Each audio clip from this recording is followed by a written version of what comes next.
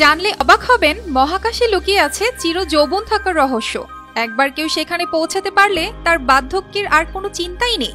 মার্কিন জ্যোতির্বিজ্ঞানীদের প্রতিষ্ঠান নাসার গবেষণায় মিলেছে এমনই এক চাঞ্চল্যকর তথ্য, জানিয়ে রীতিমতো বিজ্ঞানী ও বিশিষ্ট চিকিৎসকদের চোখ ছানাবড়া।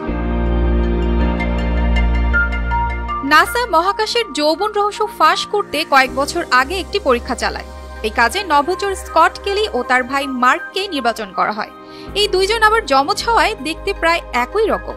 ভাই মার্ক ছিলেন আমেরিকায় নিজের বাড়িতে, আর স্কটকে পাঠানো হয় মহাকাশ অভিযানে। টানা ৩৪০ দিন আন্তর্জাতিক স্পেস স্টেশনে অবস্থান করেছিলেন তিনি। মহাশূন্য থেকে ফেরার পর দুই ভাইকে একসাথে শরীর পরীক্ষা করা হয়, আর তখনই চোখ কপালে ওঠে বিজ্ঞানীদের।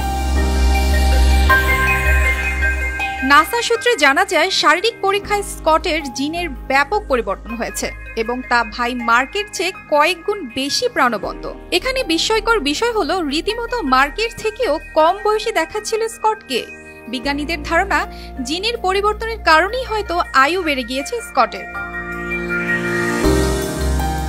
কিন্তু ৬ মাস পর আবার স্কটের শারীরিক পরীক্ষা করালে বিজ্ঞানীদের ধারণা ভুল প্রমাণিত হয়। তখন দেখা যায় ফের আগের অবস্থায় ফিরে এসেছে স্কটের জিন। মহাশূন্যে যে পরিবর্তন হয়েছিল তার নেই। এখন প্রশ্ন, কিভাবে এত অল্প সময়ের মধ্যে পুরোপুরি বদলে গেল জিনের গঠন? এই বিষয়টি বুঝতে অন্যান্য নভোচারীদের ওপর টানা পর্যবেক্ষণ চালান নাসার জ্যোতির্বিজ্ঞানীরা। পরে এ নিয়ে চূড়ান্ত সিদ্ধান্ত জানান তারা।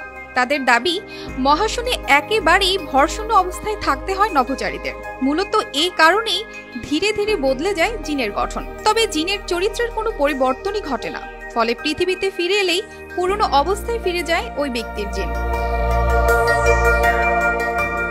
এদিকে আরেকটা গবেষণায় দেখা গেছে, মহাকাশে থাকলে কোনো কোনো ব্যক্তির উচ্চতা কিছুটা বেড়ে যায়। এমনই প্রমাণ মিলেছে ভারতীয় বংশোদ্ভূত সুনিতা উইলিয়ামসের ক্ষেত্রে। তিনি দীর্ঘদিন মহাকাশে কাটিয়ে কয়েক বছর আগে পৃথিবীতে ফিরেন। জানা যায়, ওই সময় তার উচ্চতা বেড়ে গিয়েছিল প্রায় ১.৫ ইঞ্চি, কিন্তু পৃথিবীতে আসার কয়েক মাসের ব্যবধানে পুরনো উচ্চতায় ফিরে আসেন। তাহলে কি সত্যি বলা যায়, মহাকাশে থাকলে বেড়ে যাবে মানুষের আয়ু কিংবা উচ্চতা?